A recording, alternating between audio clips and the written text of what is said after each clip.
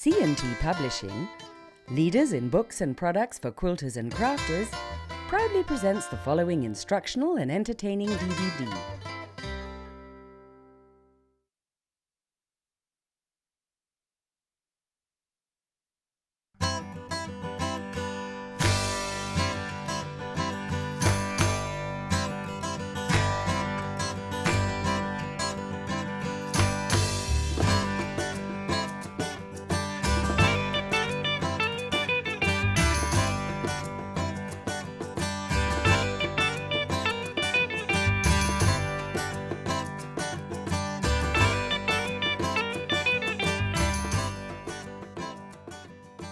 Hi, I'm Sally Collins, and I want to invite you into my sewing room today. We're going to talk about precision piecing.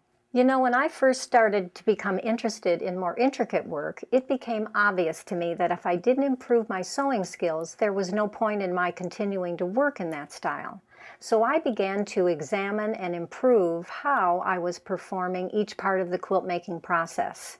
Now that process for us as quilt makers includes cutting either with a rotary cutter or with templates, pinning, pressing, sewing with a 1/4 inch seam allowance and sewing nice and straight, and then critiquing and correcting our work. So all of those elements done well and in concert with one another give us lovely, accurate quilts at the end, regardless of what style we work in. Now, my book, Mastering Precision Piecing, includes a lot of chapters on color, fabric, design, drafting, and it has 7 projects. But for today, we're going to focus on the ideas, techniques, and methods that helped me improve my workmanship, and I'm hoping that they're going to do the same for you. So now we're ready to start.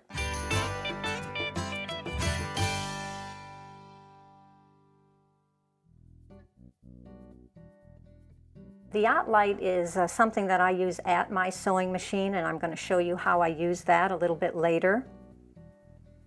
The straight stitch throat plate I always use because it prevents fabric from going down into the machine, although you want to be sure you keep your needle in the center position. I use Schmetz Microtex needles in my machine. I use the 60 size, although they come in 60, 70, and 80. They're very fine, thin needles, and they make a smaller entry hole into your fabric. I use DMC machine embroidery thread in my top and bobbin. It's a 50 weight 2-ply, 100% long Egyptian cotton staple, and it's a left twist for strength. It doesn't leave any fluff under your sewing machine, and you can put more on the bobbin. I like to use thread snips at my machine. They're easy to pick up and use. The pins that I use are the Clover Patchwork Pin Fine. It's 1 1/4 inches long and it's 0.4 millimeter. It's very thin and fine. The second pin that I use is an IBC pin. It also is 1 1/4 inches long, but it's 0.5 millimeter. To have a nice accurate 1/4 inch seam allowance, I use this Collins 1/4 inch machine seam gauge. It's absolutely very accurate. I wouldn't be without it. I use a stiletto. Sometimes I use it as just an extension of my hand to help guide my work underneath the needle. And a seam ripper. You always want to have a nice, fine, sharp seam ripper. When I rotary cut, the mats I use are either an 18 by 24 inch at my cutting table, and then I use this 12-inch square Olfa revolving mat for subcutting. The rulers I like to use are the OmniGrid rulers in either sizes 3 by 18, 4 by 8, and then I use a 4-inch or 4.5 inch square. And you'll notice that they all have this 1/8 inch continuous fine black line grid all over their surface, which really makes them easy to read your fabric. I put sandpaper dots on the back of the rulers to prevent them from slipping. And then the cutters that I use are either the 28 millimeter or the larger cutter, depending upon what I'm cutting. When I make templates, the template plastic I use is opaque, and I usually buy it in about 12 inch by 18 inch. I like it ungridded, and you want to be sure you keep it flat. I use a Sharpie permanent pen, ultra fine point, when I mark on my fabrics and on my template plastic as well. You don't want to use a Pigma pen because they'll smear on the plastic. To cut the plastic, I use an Olfa Art and Craft knife. And when I cut fabric using my templates, I'm using this very small 18mm rotary cutter. And then I use a 1/16 inch hole punch for punching holes into the templates. I use serrated edge scissors for trimming my seams and when cutting out applique because the serration prevents the fabric from sliding over the blade. I use an iron that has no steam holes, and my books, Mastering Precision Piecing and Borders, Bindings, and Edges.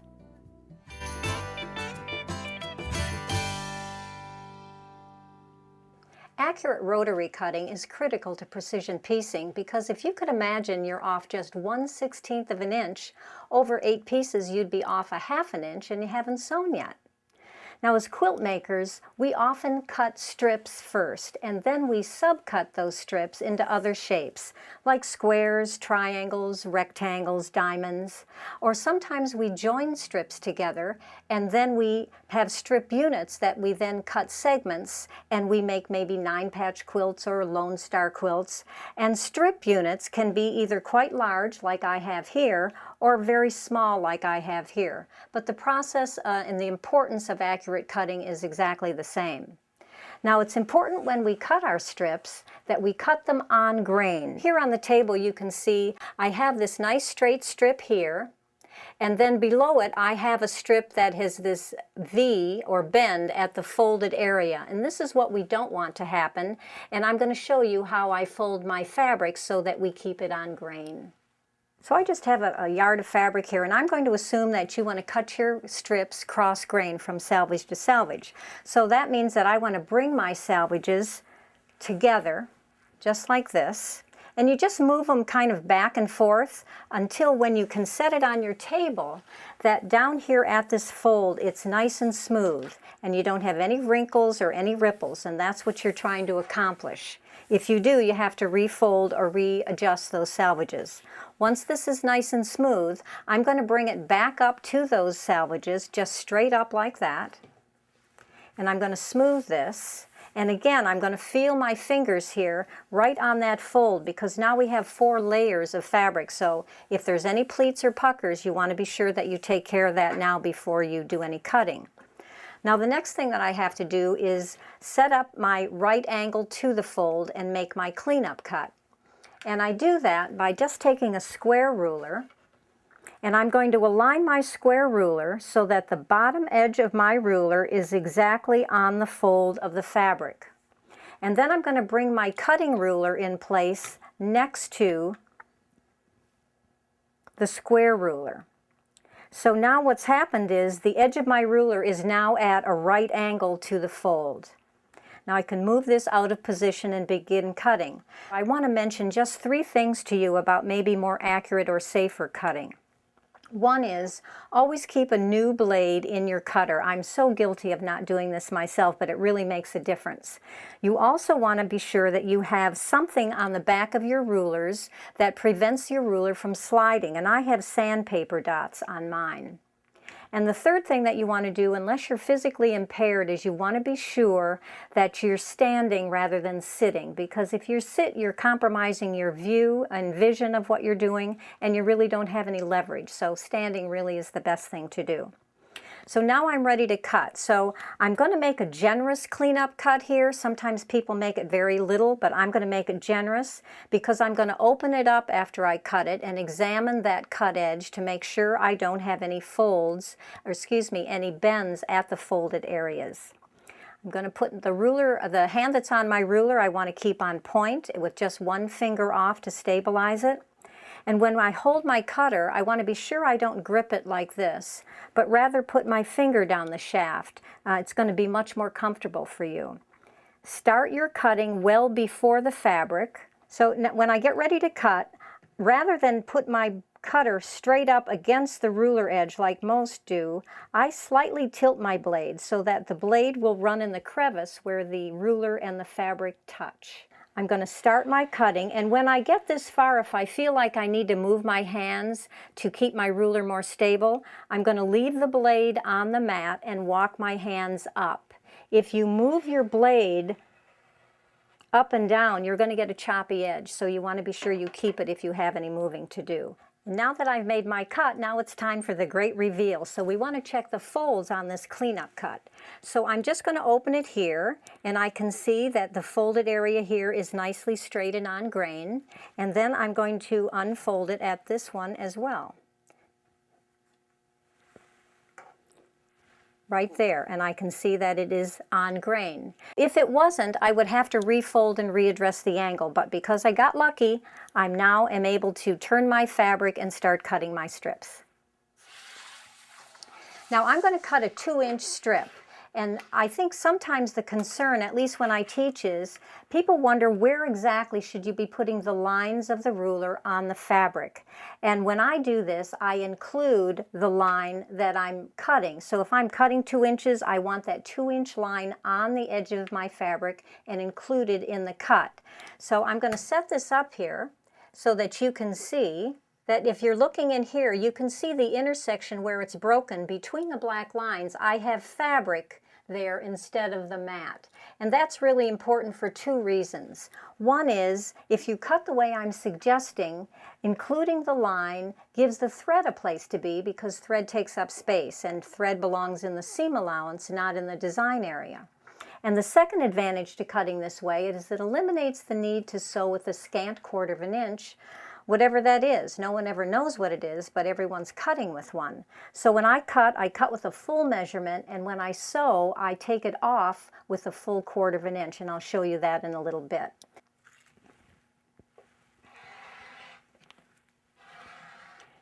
Now, as I'm cutting strips, I open up every strip and examine the folds before I cut the next one. And I do that because remember that the straight right angle to the fold is only good for the rulers we developed it with, so it doesn't mean you can cut up all your fabric. So I check along the way. So again, I have my strip here, it's nice and straight at this fold, and if I come up to this fold, again, it's straight. So I know I can continue on. If that wasn't the case, I would readdress my angle again and do my refolding.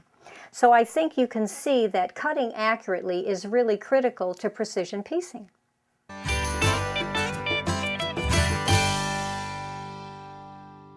Now I make templates for several reasons. One certainly is if I have a shape that's oddly sized, or if I have a shape that's odd. I also make a template if I want to cut from a particular fabric design once or multiple times, as I've done in this red Lemoyne star. I also use templates because it helps me to do my Y-seam construction as I would in these areas here. I also make templates if I want to add detail to my quilts, just like I did here in the border of this feathered star block.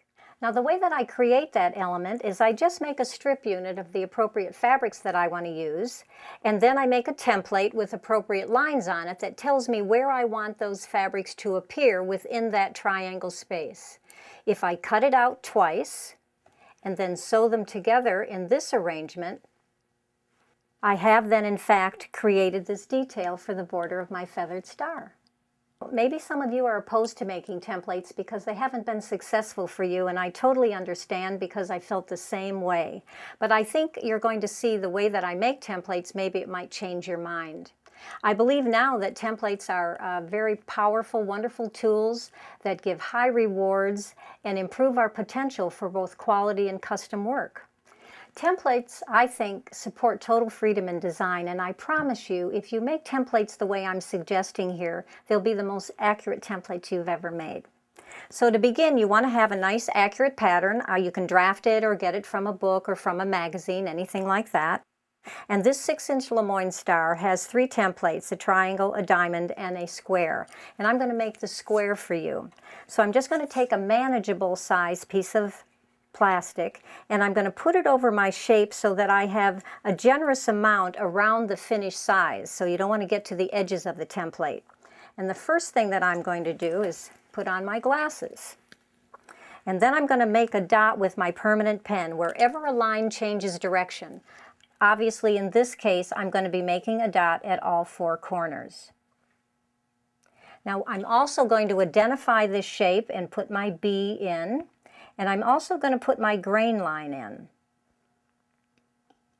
Now at this point, those dots set out the outside parameter of my shape. So if my plastic were to move, I don't worry about that. You could tape it in place, but I do not. Actually, what I like to do is just turn this pattern over and I can see my dots more clearly on the paper. And what I'm going to do now is almost connect the dots, but I want to leave them open and apparent for punching. So I'm just going to set up my ruler, and you're going to set it up visually as if the dots were sitting right on the edge, so that that allows for the space of the tool that I'm going to use to mark in between. So I'm going to set this up, and I'm going to angle my marking tool into the ruler, and I'm just going to go back and forth and then lift it straight up, and then you won't get lines where you don't want them. And you would do that all the way around. I've already done that on this one. You can see my dots are open and apparent for punching. I've connected them all. And now what I'm going to do is I'm going to add my seam allowance. And I'm going to do that with the same ruler that I do my rotary cutting with. And I'm going to set up my ruler so that the 1/4 inch line of my ruler runs through the center of the dots, which means that the ruler edge now has given me my 1/4 inch seam allowance. Now I'm not going to draw a line, but I'm actually going to score the plastic with this tool. So I'm just going to set my blade above the dot, and I want to finish below the dot. So I'm just going to set my blade, and I'm just going to score once, twice, maybe 3 times if you had thicker plastic. So you can see here I've added my 1/4 inch from the dots out to the score line, and you would do that on all 4 sides. I've already done that on this one, and once I've done it, you want to be sure then that you put in your 6-inch Lemoyne star so that you've identified it. I always try to do that in the seam allowance. Once you've scored this now, this is going to just crack right out of here with nice clean edges. So this template now that we've made, added seam allowance with the rotary cutting ruler, is very accurate. The next thing that I want to do is I'm going to punch these dots because you can mark on your fabric for reference if you need to. So I'm just going to take this 16th inch hole punch, and I'm going to come in here and punch all 4 of those dots. Just like that. I have to tap this because my chad falls back in the space. There. So now I have my template, and to know that my templates are correct and accurate, I go back to my pattern, and I'm going to place my B square over this pattern, and I want to be sure that through the holes I punched, I can see my corners. So you want to be sure on all your templates that they're exactly what they should be. The second thing I would do with my templates, if I had all 3 of them already made, is I would put them together as if I were sewing. So you can see here at the beginning, I would have to put a triangle to a diamond when I sewed. So if I pick up the triangle and the diamond, and I put them right sides together as if I were sewing, I should be able to match the edge and the dots. Because if your plastic is not accurate, it isn't going to get any better in fabric, so you have to be sure your templates are accurate. Now you can use templates to help monitor and critique your work. So again here you can see I have a triangle and a diamond sewn together. If I take my diamond template and put my line over the seam, just like that, then the edge of the fabric and the edge of the template should be in alignment, and I know that I'm sewing and I'm on track. So I think that's always helpful to do when you're using templates.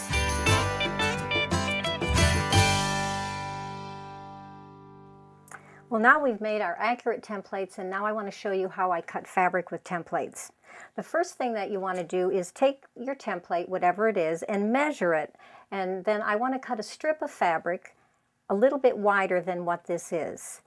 Then I'm going to take a piece of masking tape or painter's tape. I'm just going to take a little piece of it, and I'm just going to roll it so the sticky side is out, and then that gives it double stick capability.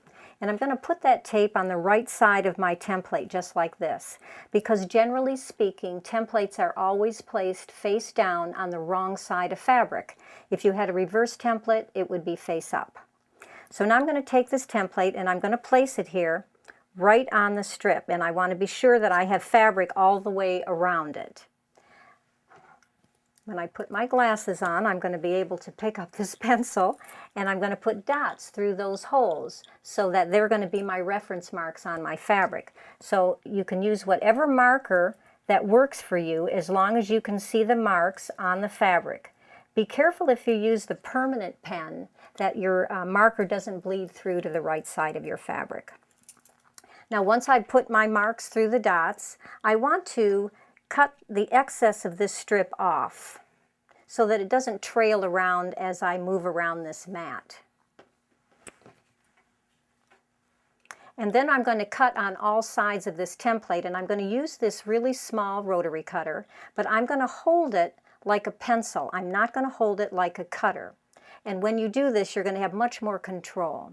So I'm going to hold my template very carefully and closely to this edge, and I'm going to place the blade of my cutter so it's exactly straight up against the plastic edge. Now at this time I'm not going to tilt my blade, I'm straight up on it.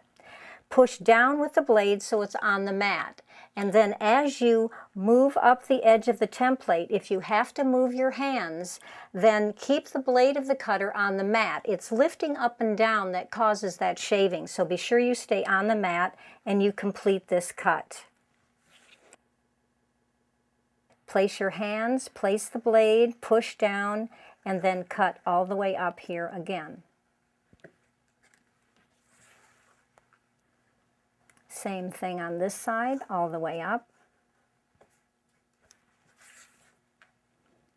And on the last side, all the way up. So once you get this cut, you're going to take your fabric off, and you can see I have my dots on my fabric, and my fabric is exactly the size of my template. Now, I also want to show you that if you were working in another scale, maybe a smaller scale, it works just the same. There's no difference.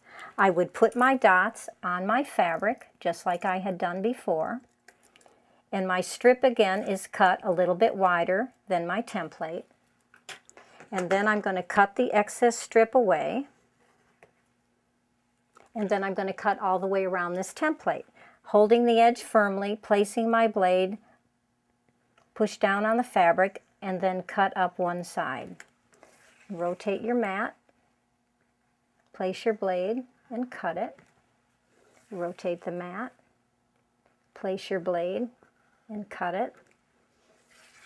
Rotate the mat, place your blade, and cut it. And you would do that on all sides of any template that you had. So even when you have something a little bit smaller, the process is exactly the same. I have a block here. Now this is an 18-inch block. It has anywhere from 750 to 800 pieces in it, and it's all made with templates. So I want to really reinforce the issue that in any scale this works. So here are my templates that I would make this star with, and you can see that they fit exactly over there. Here's the diamond. It fits exactly there. And the triangle fits exactly here. So when I make templates, I always make them the same with whatever I'm doing.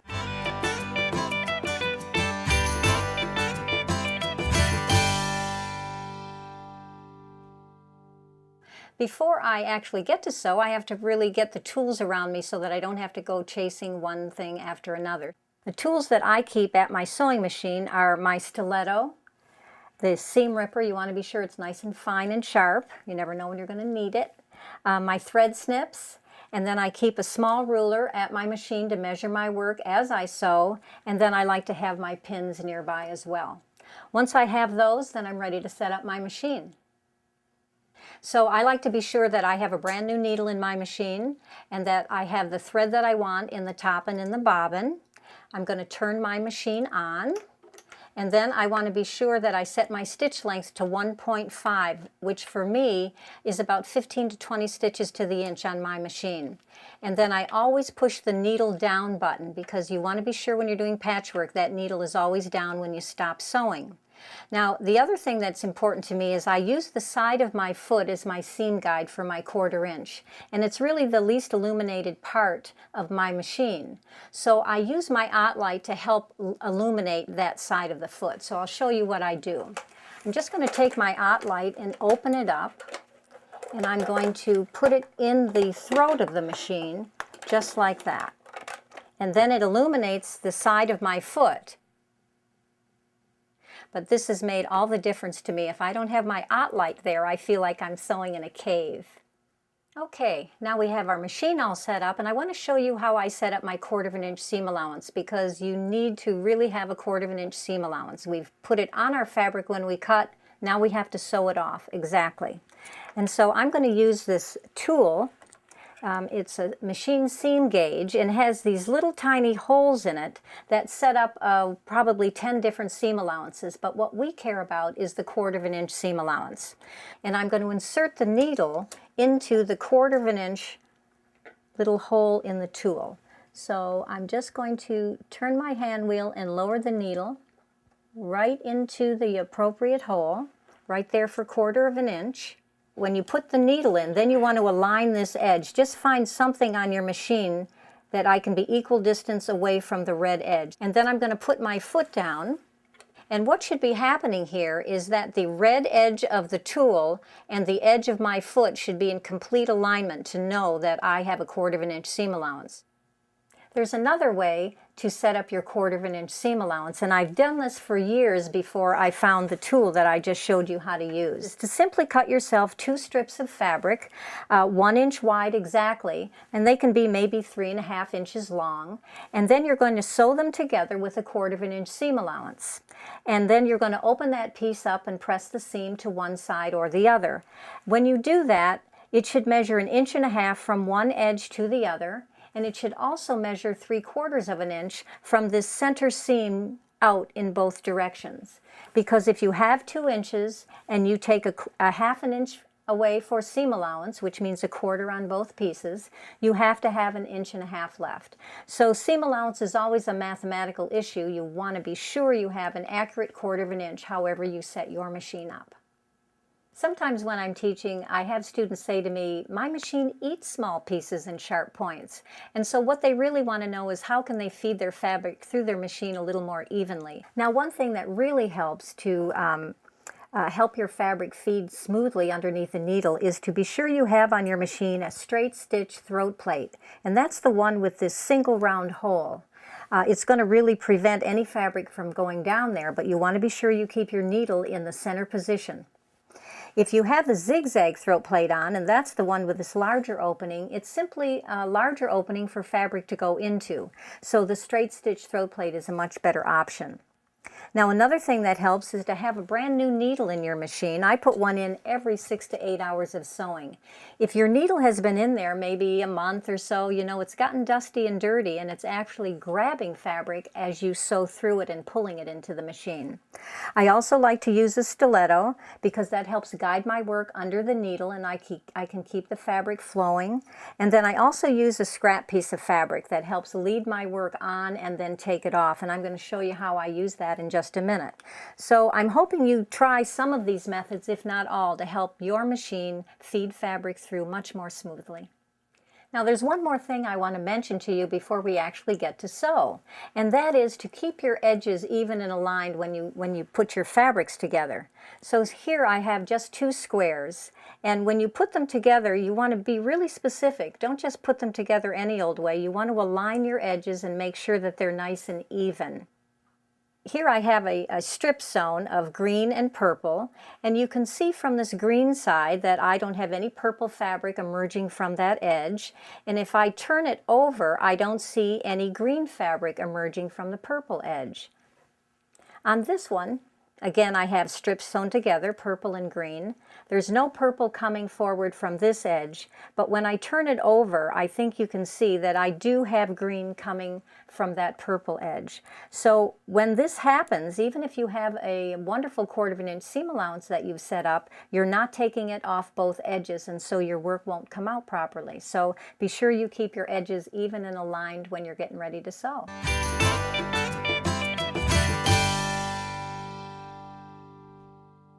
You know, sewing straight is probably the most overlooked area of precision piecing, and if this one skill is done poorly, it creates more problems than any other that I know of. If you can look up here for a moment on this board, this is a 6.5-inch sawtooth star. It is my block, and I've had it for years. It's a great example of what not to do. I want to point out to you, all the problems on this block have to do with not sewing straight. So for instance, you can see that this triangle point and this triangle point are not even and level. This one is lower than this one. That means also that this triangle is smaller than the other one. And the reason for that is that these two short seams are not sewn straight. The other thing that can happen is you can cut off points, or you can leave fabric beyond points. Another thing that can happen is you can create wobbled seams if you're not sewing straight. So if you follow this stiletto point, you can see that I can kind of come across here pretty good, and then I dip down here and then come up. And the result is I have a crooked seam, but I also have now an uneven edge. I do not have a 90-degree corner.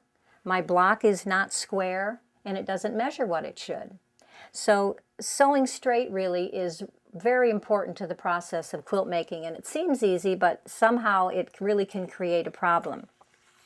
Now, sewing straight really means that you want to enter onto your fabric, if you follow the red line, at 1/4 inch, stay at 1/4 inch, and exit off your fabric at 1/4 inch.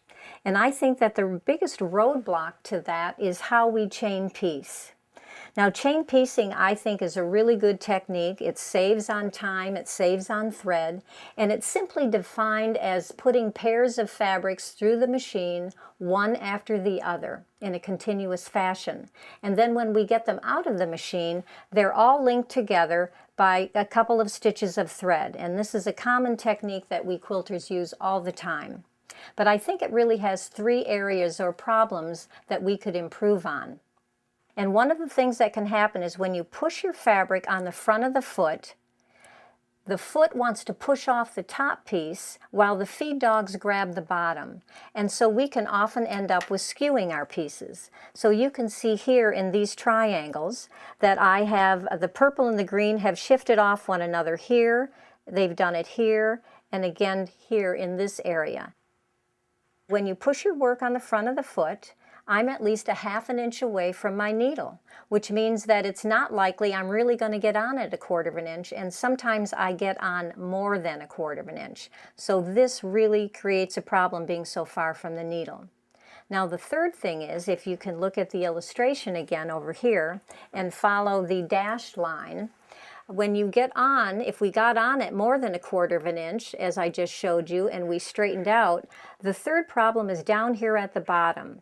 Because if you don't keep your edges of your fabric against whatever seam guide you're using, your feed dogs will pull your fabric over to the left and you'll exit off less than 1/4 inch. And this is a common thing that happens because most quilters, when they get down here, they let this go to get the next 2. And so this one ends up sewing itself off unattended. So you want to be sure you keep your edges next to your seam guide all the way through from the beginning to the end. Now I'm going to show you how I chain piece, and as I do that I'm going to point out how we might be solving those 3 problems I mentioned. You know, the 2 most important places when we sew are where we begin and where we end, so it's very important to get on and off at 1/4 inch. Now the first thing I want to do is, remember we talked earlier about this scrap piece of fabric. You can just take this scrap fabric, any scrap, and just push it on the front of your foot. And what this does is it gets your machine engaged in sewing. Now you want to sew all the way off the fabric so your needle is in the machine, not in any fabric. And then I'm going to take these 2 triangles, and rather than push my work on the front of the foot like we talked about before, I'm going to slightly lift my foot and move my work all the way back under the needle so that the fabric touches the needle. And I also want to be sure that my fabric is in alignment with the edge over on this side. Now once I have it under there, I'm going to just start my sewing. Now I don't find the need to put pins in when I just have these 2 pieces of fabric, but if you did, you could go ahead and do that. I'm going to use my stiletto and I'm going to focus on coming all the way off this piece, keeping my edges where they belong and getting off the fabric. My machine now, my needle is in the machine and before I get the next two. Now when I go to put this square behind it, again, I'm going to move this purple edge of the fabric all the way under the needle, all the way under the foot, excuse me, back to the needle. And then I'm also going to bring that right hand edge of my fabric to the left so it's in alignment with my edge of my foot because that's my 1/4 inch seam guide. Now I can go ahead and I'm going to get on my fabric at 1/4 inch because I've already set that all up. So I'm just going to sew down here with a nice straight 1/4 inch all the way down. And I'm going to stay focused on the edges of my fabric and get off my fabric. My needle will be in the machine, and then I'm going to get the next one. And I would do the same thing. Move my fabric under back to the needle, bring my right hand edge under my foot so I'm sewing with a 1/4 inch, and then I begin sewing.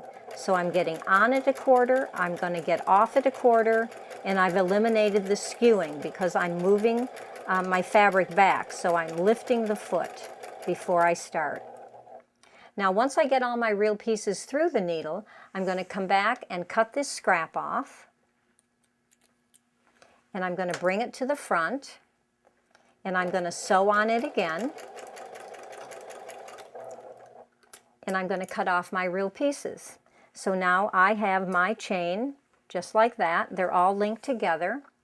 And we've solved all those 3 problems we talked about. And in addition, when you work with a scrap piece of fabric, when you begin and end your work, you have no thread tails on the floor and you don't have any thread tails on the back of your work. So I would encourage you to try chain piecing like this if you're having the same kind of problems that I had experienced in the past. They've made a great deal of improvement for me.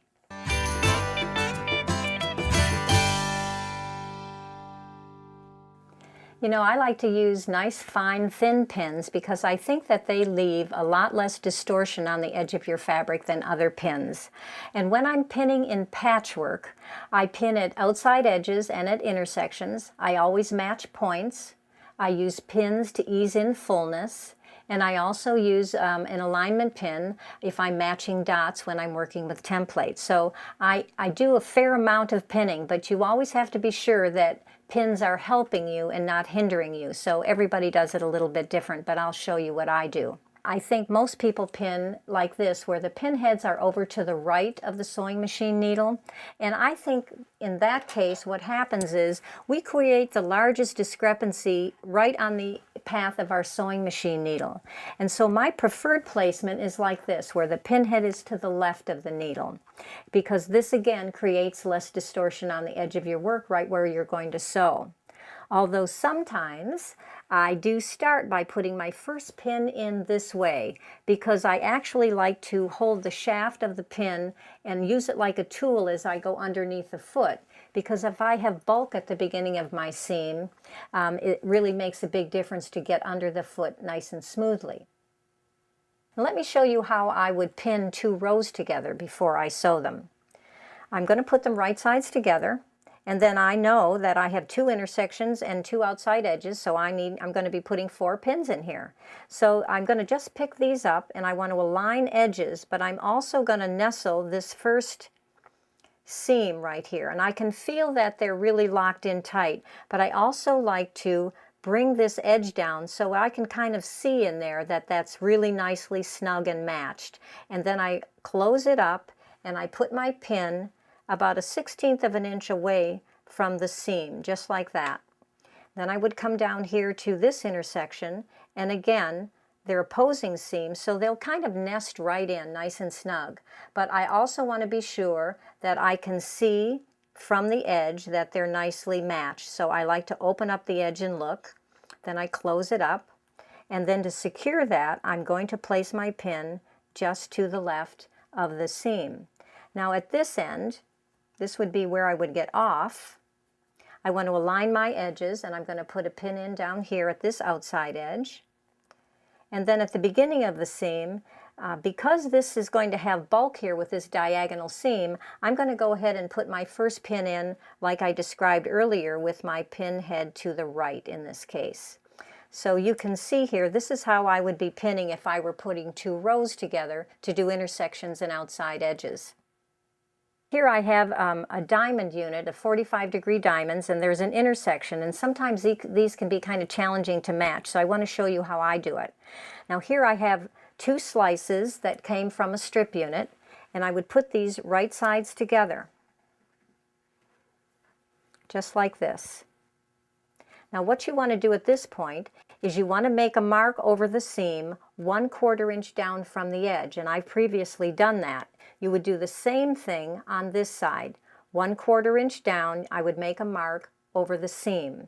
And now I'm going to use what I describe as an alignment pin, because we want to be sure these dots are perfectly aligned one to the other. So I'm just going to take a pin and I'm going to separate these two with my finger just like that. And I'm going to place my pin right into that mark, but I want the pin to travel through the thread channel. I don't want it to be in either fabric. And I check that by exiting out the front and making sure it's nice and straight and through that thread. And then I'm going to go into the other piece over here on this seam in the thread channel again, and I want to exit out the mark as well. And then I'm just going to bring these edges up together. And I push the alignment pin down so that the head is laying right on the fabric and the shaft of the pin is nice and straight. If the shaft of the pin moves one way or the other, the dots are doing the same thing, so you want to be sure it stays straight. And then to secure that area, I'm going to put a pin 1/16 of an inch on both sides of this alignment pin. And then I'm going to remove the alignment pin. And then I'm going to come down to this edge, and I'm going to put a pin in there, and then at the beginning edge I'm going to put a pin in here as well. So I'm going to lay this down and let you see this is how I would use an alignment pin and match that intersection, just like that. And now I'm ready to sew these for you.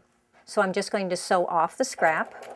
So my needle is in the machine, and I'm going to lift my foot and move my fabric under the foot back to the needle, and I'm also now going to bring the right hand edge of my fabric over to meet the edge of the foot, because that's my 1/4 inch reference.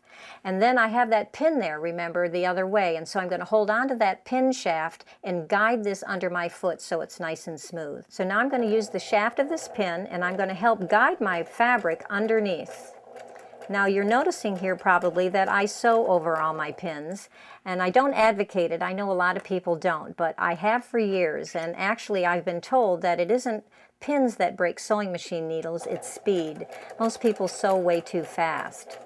Now when I approach this intersection, I'm going to stop, because I know if these seam allowances are coming to me, the ones underneath are going into the feed dog, so I want to be sure that they're smooth here. So I'm going to kind of swoop them, that's a technical term, that they're nice and smooth, and then I'm going to sew right over this intersection. Now when I approach this other intersection, the seam allowances are going the way that they should, so I don't need to do that. So I can sew right over that intersection, and then when I come down to the very bottom, there's some bulk there. So I want to be sure that my machine goes over it smoothly. I keep my edges next to my seam guide as I get off the fabric.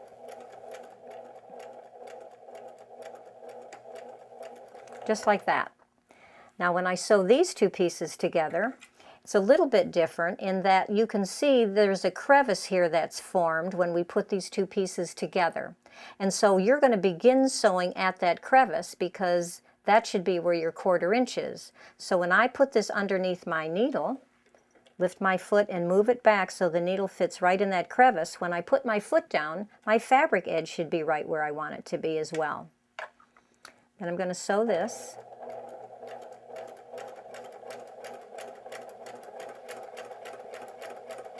Now when I approach this intersection, again I have two open seams here, so I want to be sure nothing gets pinched back, so I always like to check that underneath there.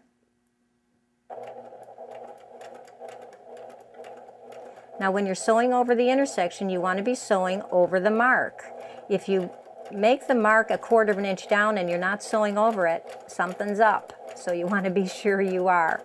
When I exit here, I should be exiting right on that crevice as well.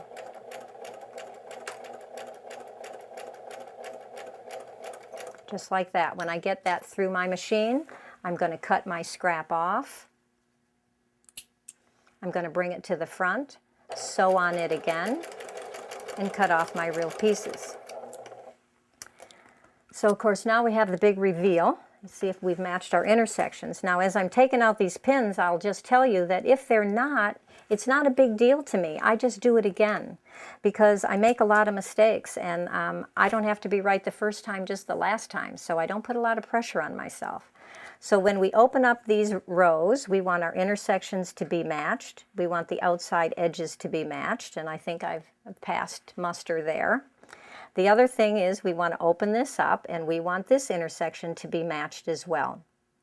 So if I get lucky, I'm happy, and if I'm not, I do it again, because it just means either I haven't pinned properly or I haven't sewn with 1/4 inch. So that's how I pin my patchwork together. Now let me show you how I use pins when I put strips together or when I sew on borders, because it's a little bit differently. You can see here on this illustration that I'm going to place my pins for sewing borders on and for sewing strips together parallel to the edge, because it keeps my edge nice and flat and it matches my edges. I want to be sure my edges stay aligned, and that's one of the problems that can happen when we sew strips. So I'm going to work with a couple of strips here. I'm going to show you how I pin and then how I withdraw those pins when I sew. Now these are short strips, but they could be any length. The principle is the same. I'm just going to take my pin and I'm going to put them approximately 1/4 inch from this outside edge, and I'm just going to put one behind the other. They can be as close as you want them to be. That would be up to you. They don't have to be right on top of one another. Just like that. That would be how I would pin it. Now I also want to bring to your attention that if I were working in a much smaller scale and working with much narrower strips, this is a 3/4 inch strip, I would do exactly the same thing. So the process is the same. Pins go in close to the edge, all the way down.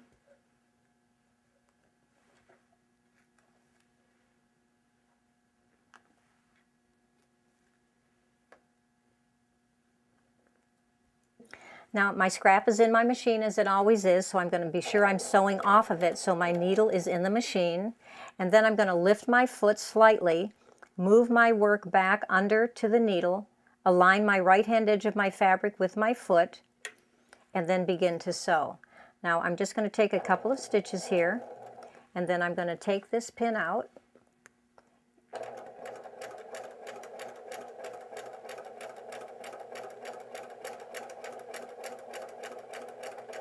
Sew down to the next pin, do exactly the same thing. I usually sew pretty slow. I think most people are surprised at that. So, all the way down. I think the one thing, if you don't sew a nice straight seam and keep your edges together when you sew strips and borders, you get those wobbled seams, and you can see them at every turn. So I always pin this way with strips and borders. Now I get off the fabric. If I bring this narrower one in, I'm going to do the exact same thing. Now one thing I don't think I mentioned to you earlier, but I do think is important, is when I sew, I really try to keep my left hand here on my fabric so that I can keep my fabric stable. So it's a big part of how I sew. I'm very close to my work as I sew all through the process. So the left hand helps me just as much as the right hand or the stiletto.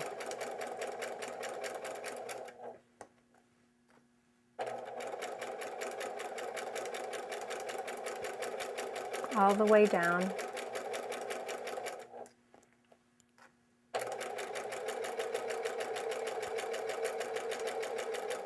And then when I get down here, I slide the pin out as I reach the end of the seam, just like that, and get off. And I cut off my real pieces.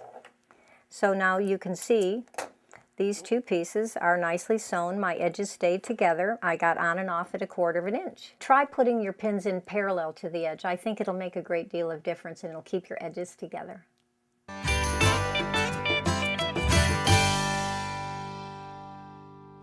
You know, pressing can either shape your work and make it look beautiful, or if it's poorly done, can distort it.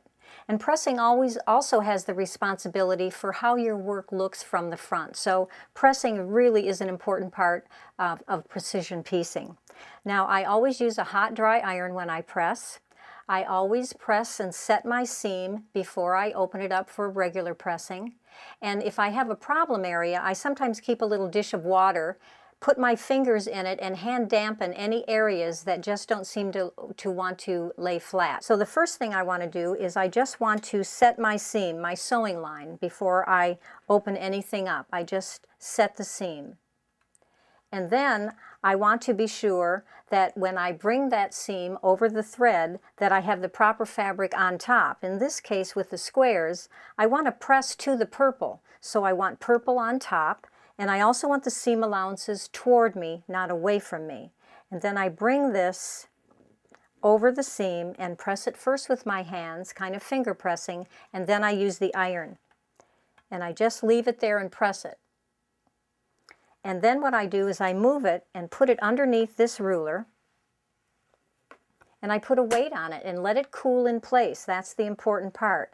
Now, if I have this row here, and I want to press this row, I first have to decide what direction I'm going to press this in when I'm piecing my blocks.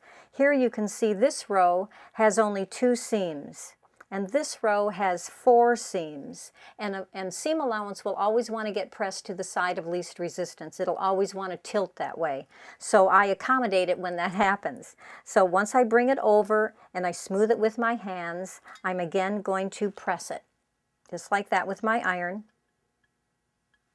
And then I'm going to put it under the ruler as well. Now with the triangles, I want to show you how I open my seam. It's important when you open a seam to open it down to the thread. Now I don't always open triangles. You can decide when open seams are important to you, but I just want to show you how you would do it. I would first open it with my hands, and then I'm going to support it with my right hand as I bring my nail down the seam, and I just keep creeping a little bit at a time until I'm all the way down the seam. You'll kind of feel the 2 fabrics kind of collapse. And then I'm just going to take my iron, and I'm going to, again, lay it over the open seam, just like that. You know, effective pressing really is setting your seam with heat, pressing your seam allowances in the direction you want them to go, or opening them, and then letting it cool in place. It makes all the difference in the world. Now, I want to show you if I were doing strips what I would do. The same thing really is true, but strip units are important when you press, and when you're doing multiple strip units, you always want to press before you add the next strip. Now in this case, I want to set my seam just like we had done before. And then I want to think about how do I want this seam allowance to go, to what color. If I want it to go to purple, I have to be sure it's on top, and I want to be sure the seam allowance is toward me. I'm going to bring this purple over the sewing line, just like that. And at first I use my hands. I always position work with my hands first. Then I'm going to place the iron. As this sits here for a moment, I position the rest of this seam. I move my iron down. I move my iron down here. And then when I have strips like this or something longer, I actually get rulers so that, again, I can put it as somewhat of a weight, and then I put books on. So again, I do this with strips as well, because cooling in place is really the biggest issue. And I want to show you these 2 blocks. Maybe it'll make a little more sense to you when you see these. This block over here, I've actually pressed it as I went, just like I always would, but I moved it before I weighted it and let it cool in place. And this block, I took the time to press it well, put it under a ruler, and weight it so that it cooled in place. And you can see the difference, I think, in the 2 seam allowances. So good pressing skills are really important to the end result of a beautiful quilt.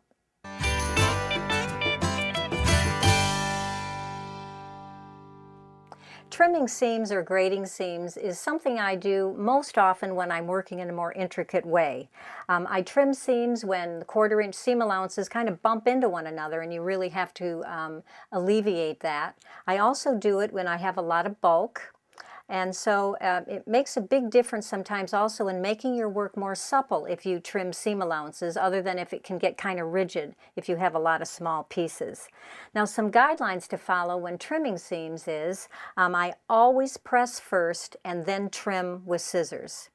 And when I'm trimming, I want to trim and leave behind a generous 1/8 of an inch. I don't want to cut too much or the seam allowance will stand up straight and then it just won't press anywhere and it wiggles back and forth on the seam when you go to quilt. So you want to be sure you don't trim too much. So I'm going to show you here on this strip how I'm going to trim seams. So I'm going to use my serrated edge scissors. And I'm just going to do this by hand here. I'm going to put my blade underneath this seam allowance, and I'm just going to trim here, and I do this all the way down. Now, it doesn't have to be perfect, and it doesn't have to be exactly straight. You're just trimming away the bulk. So I just come all the way down here like this. Now, this is when you're trimming seams, you're trimming the same amount off both, obviously. Okay, just like that. Now, on this triangle, the seams are pressed open, and so I'm going to do this. I'm going to trim up one side and then trim the other side. So I'm going to just, again, put my blade underneath the seam allowance, and I'm just going to trim, just like that. These scissors are really nice because what happens is the serration holds your edge so that your fabric doesn't slide over the edge. It holds your cutting line. Just like that. Now, sometimes I grade seams if I have a lot of intersections coming to the same place, because grading creates more of a slope, wherein trimming really creates a little step. So if I'm going to grade a seam, I have to put my blade in between the purple and the green seam allowance, and I'm going to trim the purple a little more than I would the green. The green, I would just trim off a very little bit of it.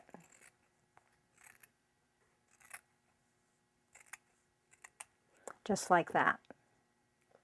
So you can either trim your seams or grade them if you have a lot of bulk in one particular area.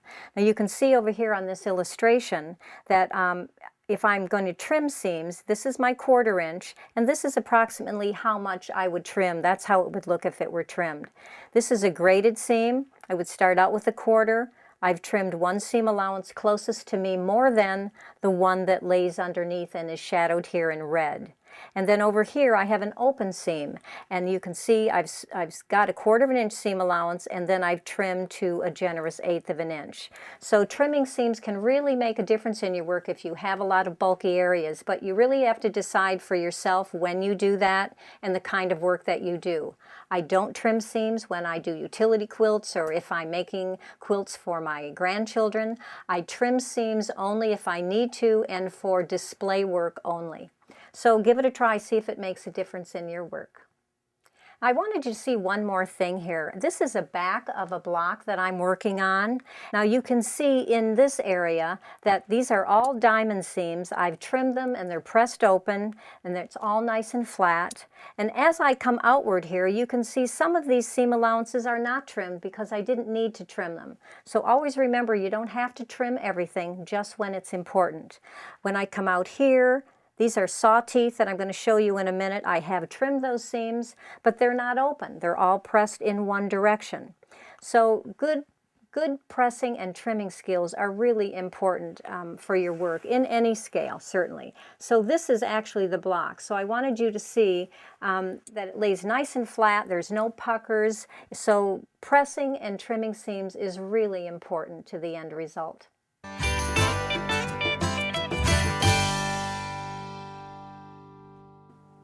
You know, measuring my patchwork as I sew is the one thing that I just couldn't do without.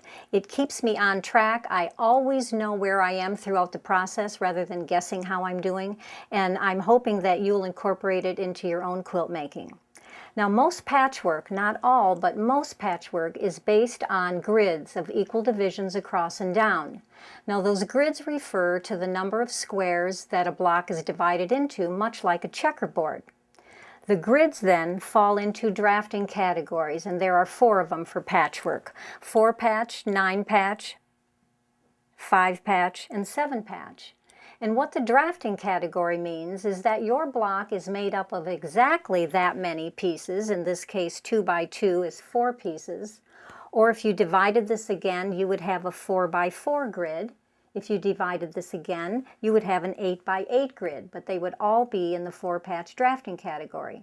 The same thing is true for 9-patch, 5-patch, and 7-patch drafting categories. Now, when you want to measure your work as you sew, it's important that you begin to know and recognize the underlying grid of the block that you want to do. If you look at this block right here in front of me, when most people look at it, they will tend to say right off that this is a 4 by 4 grid because they see 4 equal divisions across and down the block. But in fact, you often have to go to the smallest piece because you can see this small square in here. If 4 by 4 would not capture this shape, so you must have an 8 by 8 grid. So here on this vinyl, I've drawn a grid, and I'm going to place it over this block so you can see maybe more clearly what I mean. So I move this into place, and now you can see that if I have an 8 by 8 grid, I can capture that piece and get all the other design work in my block. Okay, now we've talked a little bit about grids, so if you want to measure your patchwork as you sew, you need to know the block that you want to do, the size of the block, and then you need to know its grid. In our case, we're doing a 6-inch shoe fly block, and we have a 3 by 3 grid. So what we have to do now is figure out what is the grid dimension. And grid dimension does not include seam allowance. It's really important to remember that. To be able to determine your grid dimension, you are simply going to divide the size of the block, which is 6 inches, by the number of equal divisions, which is 3. So 3 into 6 is 2. That means that our grid dimension for our 6-inch shoe fly block is 2 inches. Now over here I have the block all cut out and we're ready to sew. So I would simply start sewing. I would put these two together, these two, and these two. I would align my edges sew straight with a nice 1/4 of an inch, and when I get it out of the machine, I would finger press this in the direction that my pattern had suggested that I do. Now at this time is when I want to evaluate my work. So I would turn it over and really take a look at this seam. I want to be sure that I've sewn straight, that it's a 1/4 of an inch, and that my edges have stayed together. So once that all meets my standards, I would measure it, and this is what you do. You add up the number of grids you've sewn, which is 2. You multiply by the grid dimension, which is 2 inches. 2 times 2 is 4 inches, and then you always add a 1/2 inch for seam allowance. So from here to here, I know that this 2 grid unit should measure 4 1/2 inches. So I simply take my ruler, I keep it at the machine when I sew generally, and I want to be sure that from here to here I'm at 4 1/2 inches. So once I do that, I'm going to do the same thing for this piece and the same for this one as well. And then I'm going to add this next piece on.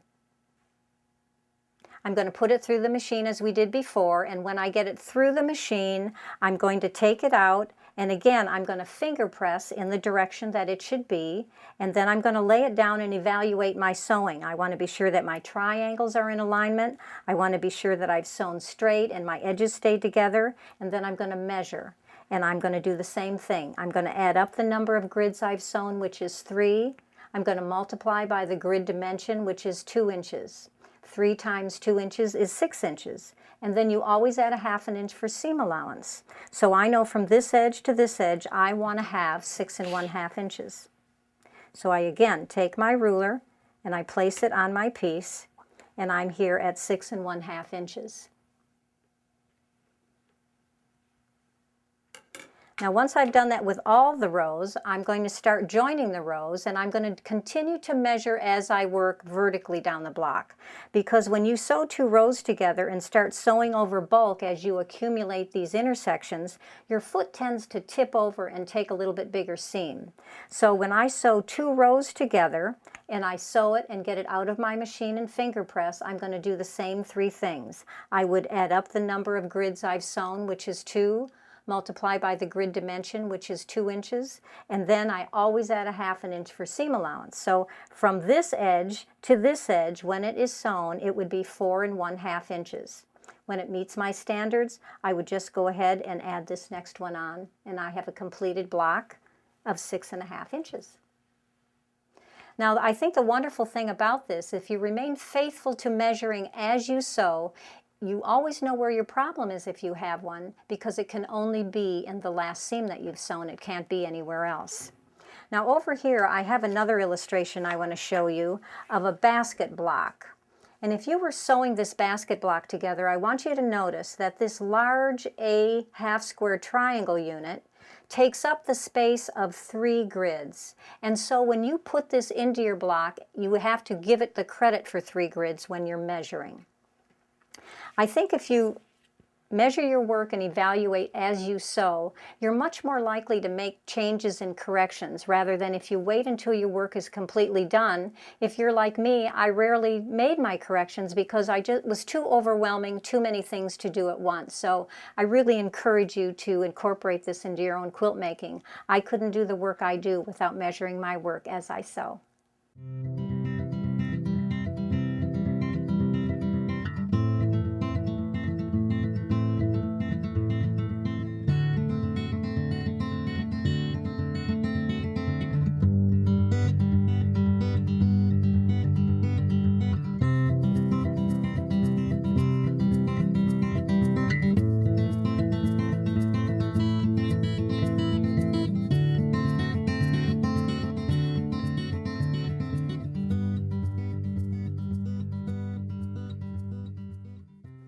You know, earlier when we began our time together, I was telling you about the problems that I was having with my workmanship.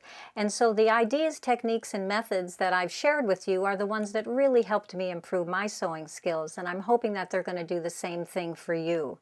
I appreciate you spending this time with me, and I'm hoping that you can take this information and use it in your own way to make beautiful quilts.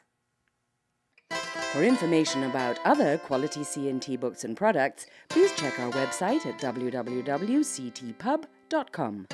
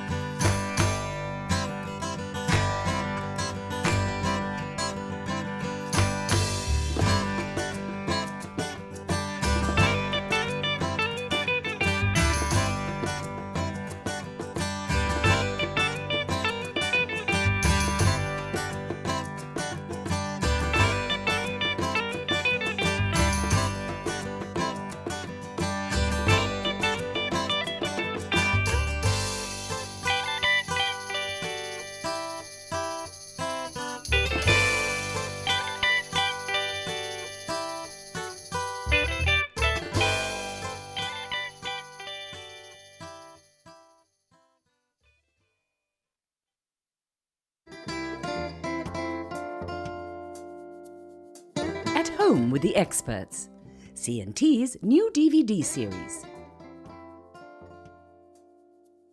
These great new products from 4 of C&T's most popular authors are sure to delight quilters of all skill levels.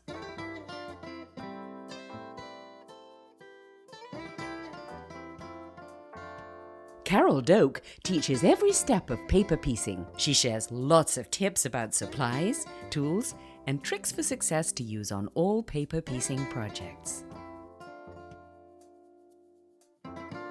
In her friendly and warm style, Joyce Becker shares everything she knows about how to design and create beautifully embellished landscape quilts.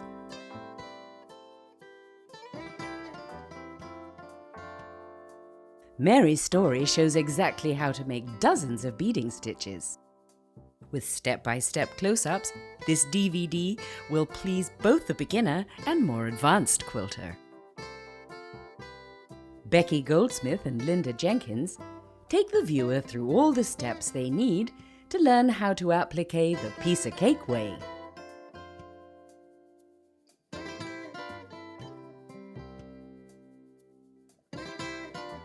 Each DVD features a gallery of quilts which will inspire the viewer.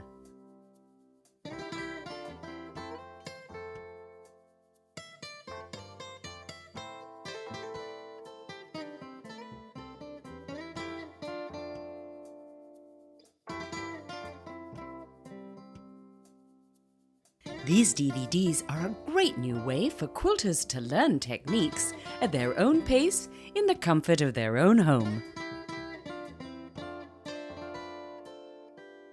C&T Publishing, leaders in books and products for quilters and crafters.